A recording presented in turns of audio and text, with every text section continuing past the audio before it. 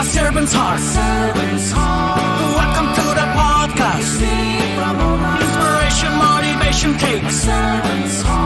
Listen to the podcast. We're all about to talk about life.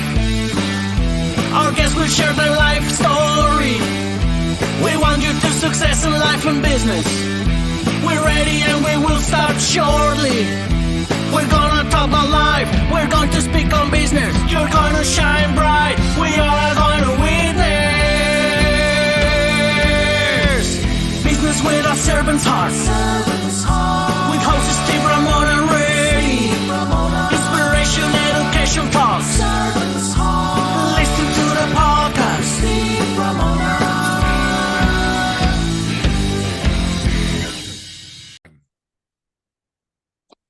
Welcome, everyone, to Doing Business with a Servant's Heart podcast. I'm your host, Steve Ramona, and I'm thrilled to have you join us today. You're going to love this guest. This podcast is dedicated to exploring the idea of doing business and living life with a purpose, serving others, and yes, achieving success. We believe that when you approach your work and your lives with a servant's heart, we can truly make a difference.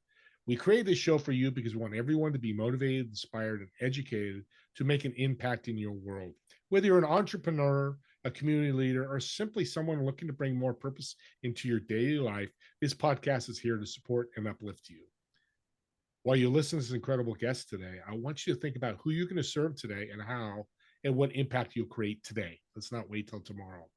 And today's sponsor, I want to thank Pantheon Alliance. You're an amazing sponsor. Picture yourself joining an elite community of thriving business owners from a variety of industries, all working together to create a powerful referral marketplace. It's an incredible opportunity to expand your network and elevate your business to new heights. Okay, we got all the business stuff out of the way and the monologue. Impact is powerful. And I'm going to say this while I'm excited to have her on. Mental health is on the rise. I just read a stat since 2009, 15 to 25-year-olds, females, suicide rate is up 100%. Mental health and all the issues coming on social media. I won't get into all that, but this is a lady you want to listen to because she can help with that. Megan, welcome to the show. Thank you. Thank you, Steve, for having me. You're very welcome. Let's jump into mental health and wellness. I know you don't deal with mental health, but what you do is a direct relation to mental health. Talk about that. Yeah. Well, to share a little bit about what I do, I help folks with a weight loss goal, approach that goal and meet that goal, but with authenticity, with kindness to themselves, because we find that that's missing so much in the services that are available to people who want to make that kind of change. And the way you bring mental health into it, I think, is very close to my heart, because the state of your mental health can really make or break your ability to make these small but mighty changes over time that create that health change, whether it's weight loss or any other kind of transformation you're trying to make with your health. So I found in my personal experience, I needed a ton of mental health tools added to my toolbox in order to change things like emotional eating habits, how I was managing stress. So that's something I see a lot with clients. They need to add mental health skills. They need to add experience in coping with stress in different ways before they can make health changes and weight changes that actually stick. I love that. And thank you you do work in mental health, and it's the mindset. That's the mental health part, because we just talked about before the show, how many people go on, you talk about it, week after week, they don't take action, and you come back and see them, they haven't lost weight, they're not healthier. And let's dive into that, because that's a mindset / mental health issue. How do you handle that with a client? So folks who are having trouble taking action, first, we want to make sure that we're clear on the action that is going to get them to their goal. So a lot of actions that we work on are related to journaling their food, being aware of the meals that they plan for themselves, getting that food into the house, adding movement into the day, and then those proactive kind of stress management skills. All of those are actions. But you do find folks who have a lot of trouble implementing consistently one week to the next. And so what I like to do with a client is every week get really clear on those actions they expected themselves to do. Write that down for themselves. And then next week, check in what percentage of them, put a number on it. What percentage of those actions did you actually do? So I really like to raise awareness on the action, because I think that in the coaching space, when people reach out to a coach, sometimes it can feel like it gets bogged up in the mind. Like I wonder why I can't do it. Why can't I do this? It gets bogged up in the story behind why the person can't do it.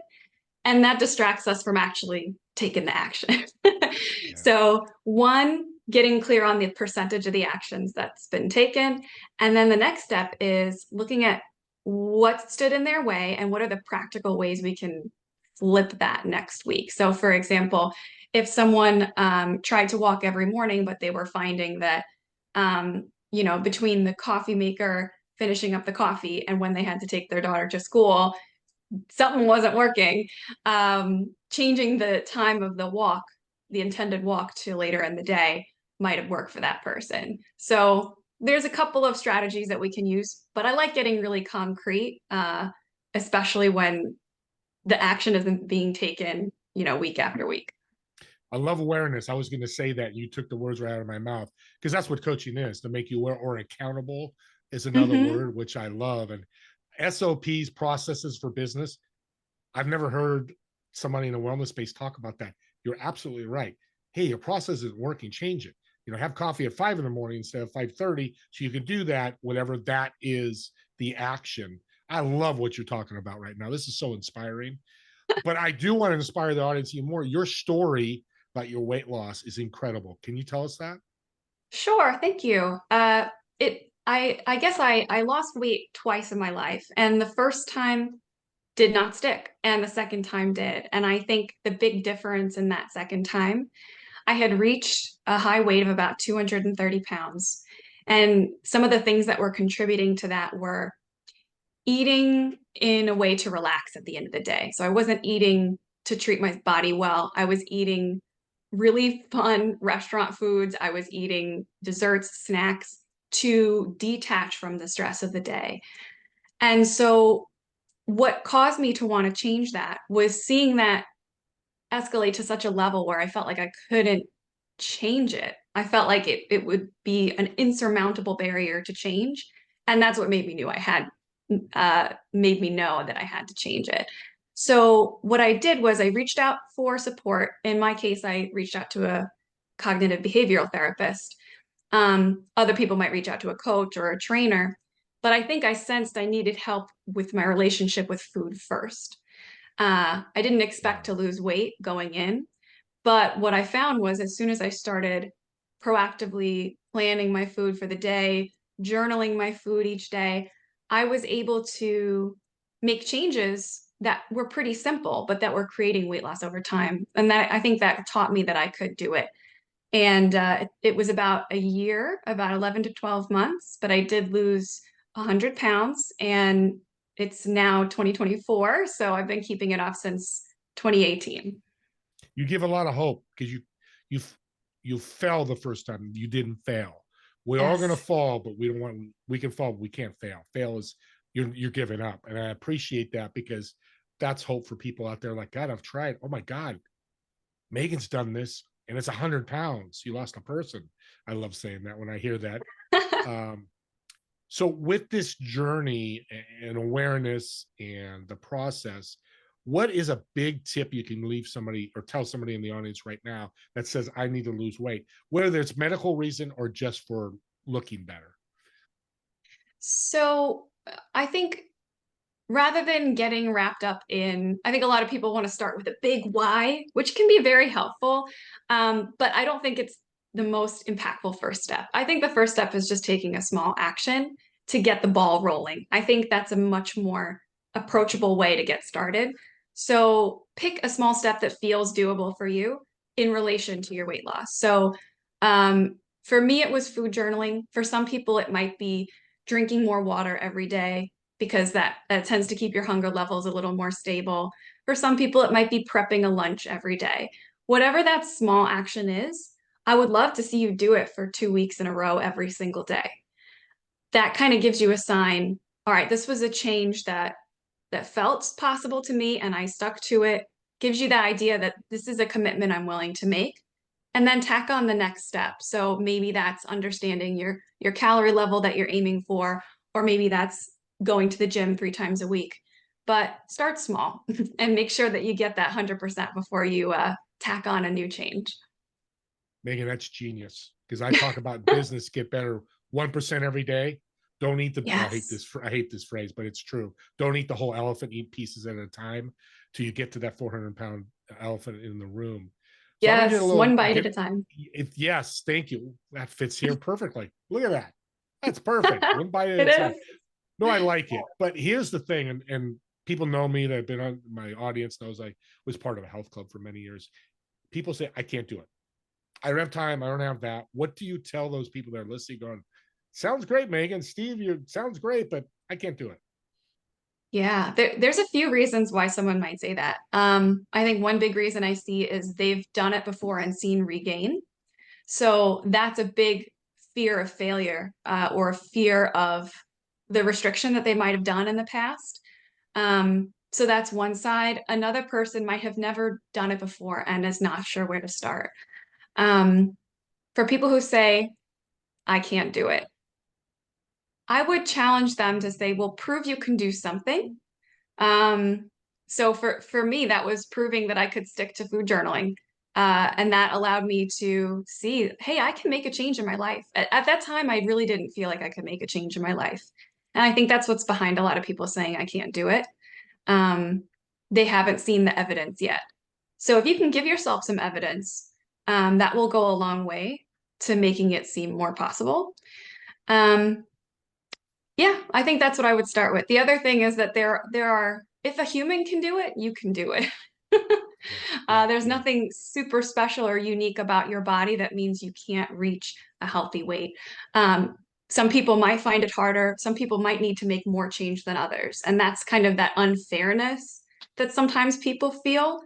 But keep using yourself as a comparison, like yourself as someone to beat, not other people. That's another thing that gets in people's way. They see other people and feel like can never live like that person. But you don't need to look at that. Use your own self as a barometer. That's a great point, especially people listening to you and like, oh my God, so successful, 100 pounds. I only 50. I don't know if I can do it. And the other thing too is when you say I can't, it's a mindset. Literally any excuse somebody puts out there. I work 80 hours a week. Okay, do this. I don't, can't walk. I don't have a place to walk.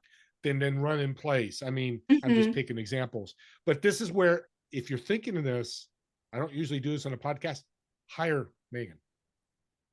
That's what I would do. Because accountability, self-accountability is so hard. Mm-hmm. I've done it. Right? Talk about that. Yes. And what you're getting at, I think, is the having someone looking at your situation and providing that sounding board to get over the hurdles is invaluable because like you said, if you're stuck in that 80-hour work week, you are used to that way of life. Your brain has almost evolved into like, this is the routine. It's hard to get out of it. There's very few avenues. You've already thought through like, well, if I did this, that would make my life worse in this way. Or if I got up earlier, I'd have to go to bed earlier. You've already kind of thought yourself out of a lot of those paths that are actually valid options for you. And what having a coach or anyone outside of yourself can do is to help you be that sounding board to to problem solve in that way. Like, well, if you can't get up earlier, could you do it at work at lunchtime? Could you take a shift over here so that you can do this? It helps you become more neutral about your situation and look at it more like a project rather than like this hard feeling, I have never solved this, I can't solve it, all Right. that. No, and I like that. I like your attitude about that. And it's not, see, I say coaches, I disagree, tell me if I'm wrong, but I think I'm right. You're not there to say, hey, Steve, you're going to hire, I'm going to hire you, Megan, and I got to be with you the rest of my life. No, that's not what a coach does. It gets you your processes done, your SOP for your weight loss. You're ready to go, and you go, Steve, way boy, way bird, and you'll be available if they have a question or something. See, that's the thing that people go, I don't want to hire a coach. I have to have them the rest of my life. And I love that you don't do that. Talk about that. Yes, yeah. If someone wants that kind of support that you're describing for the rest of their life, they might be someone who gets someone to write them a meal plan or orders their dinners, into the house, like HelloFresh or Freshly, that kind of thing. That service exists, and that's a wonderful thing for people who would like that support. But if you are someone who wants to be able to be at a healthy weight without needing to be dependent on those things, that's kind of where coaching is the sweet spot for you, because the point is developing that skills, developing your potential at a higher point than it is now. So a word that is interesting to me, and I forgot all about it because I talk about serving journal, keep track of everybody, gratitude journals. You talk about food journaling, and I'm going to start doing that. So thank you. Talk about that and what you do with that, because I think that's a huge component in all this. Yes, food journaling to me is one of the most important parts of managing weight, because it's amazing how much in our lives, how much we eat out of reasons that have nothing to do with hunger. And I don't say that that's all wrong, because I think there are some times where food is a wonderful, fun, relationship building, comforting thing. So those things are not going to leave our lives. Like, those things are always going to be part of our lives. But the reality is, if you would like to reach a healthier weight that's lower, then some of those non-hunger food moments have to no longer be attached to food, right? So somewhere you're going to lessen the frequency of you having foods that have nothing to do with hunger. So what food journaling does is it lets you dole those out intentionally. That's my impression. So in my journey, when I started food journaling, I did it with a calorie app. I've done it many different ways, paper, pencil, and everything. But I loved the fact that in every method of food journaling, you can get proactive about putting your plan down in the beginning of the day. So you can get intentional about, well, this week I've got 3 barbecues. In the past, I might have gone hog wild at every single barbecue and had the pork, the corn on the cob, the pasta salad, and the cake. But maybe for 2 of these, I'd just like to, have a burger and bring a salad. And then for one of them, I'll go hog wild. So the food journal really lets you get intentional ahead of time about your improvements. So where do I want the fun food to happen? And it lets you plan out the other times where you're focusing more on the nutrition and fueling yourself. Fantastic. This is such great stuff. This is gold. And get out of my head, because I was just going to ask you, which is the other thing. I've got this, how strict, and people think it's like medical strict, and broccoli and corn and, a piece of bread every day. Like, I hate to say it's prison food, but talk about those, I don't like cheat days, but days where you miss the boat and have to be strict 100% of the time. Yeah, so those days are what kept me, well, that was part of what kept me from taking action for so long, because I was looking at, social media, magazines. It looked like these people never had those days. And that scared me as someone who loved food for comfort. I was like, I can't live without these fun indulgences, these fun days. But the reality was that those days are still part of my life, and they still were every minute that I was losing weight. I was still including those days.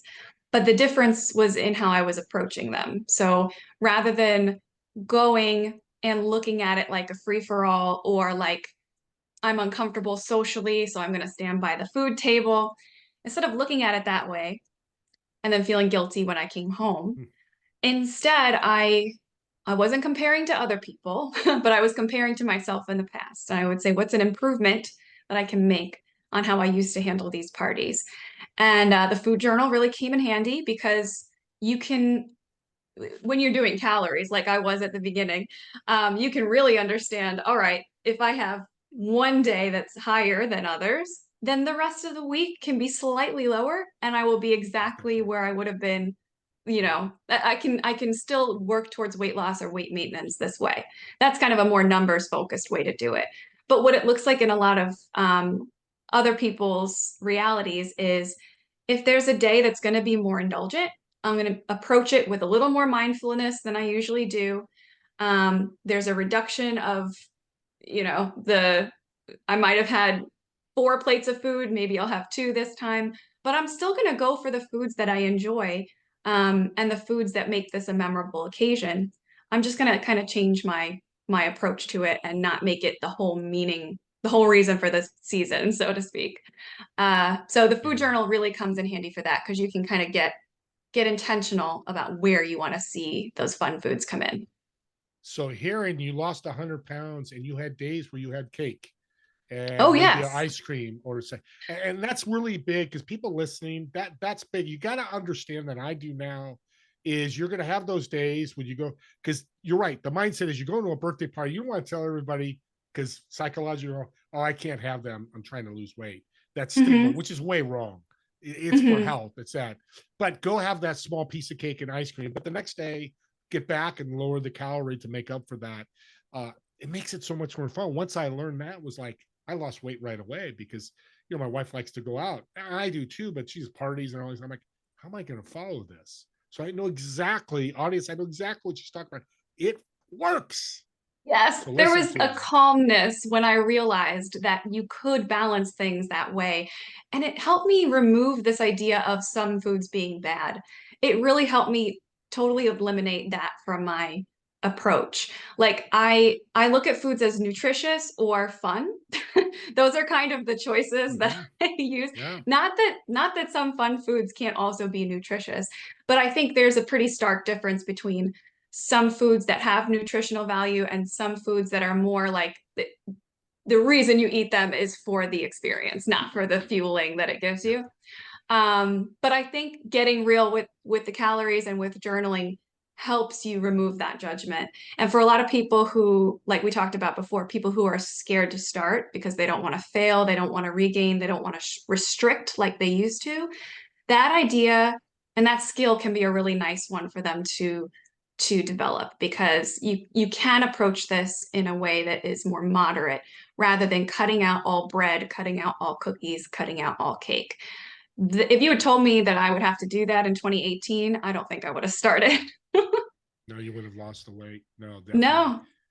And it's just powerful. There's hope there, people. 100 pounds. She lost a person, a small person, but she lost a person. And I have to say I have dessert every day. I don't think I think it's a rare day that doesn't go by where I don't have dessert. And that's a purposeful choice on my part because I love sweets and it doesn't make me feel great to have them earlier in the day, but to have a reasonable portion after dinner feels great to me. So, and it's something that I was able to make work with weight loss purposefully because I knew I would want to live my life with some dessert in it. Audience, again, I know a lot of nutritionists and wellness people, and I'm going to introduce you to a number of them. This is powerful what she's telling you. Um, when you lose weight, as you did, your confidence rise and all that great stuff. Here's the other thing I like to say: don't compare yourself. Magazines, social media, TV shows. I do that or do that, but drop that really quickly. Oh, I like to look like Chris Hemsworth. Well, I'll never look like Chris Hemsworth. I'm 62, but I can achieve that or get close to, have that leeway, right?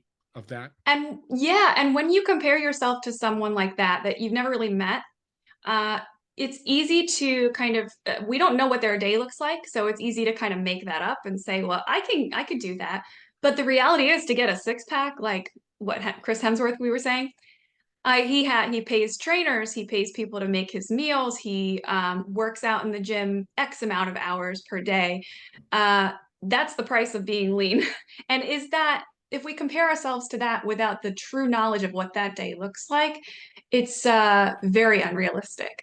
But if you compare to yourself and what your life looks like right now, and think about the reasonable improvement you can make, that's such a more powerful place to move forward from. You're moving forward from the real spot you are, not this imaginary spot where it's kind of fuzzy. You don't know what's involved in that. Yeah. No, that's such a great point. Oh my God, this is such a great podcast. And financially too, what's he paying?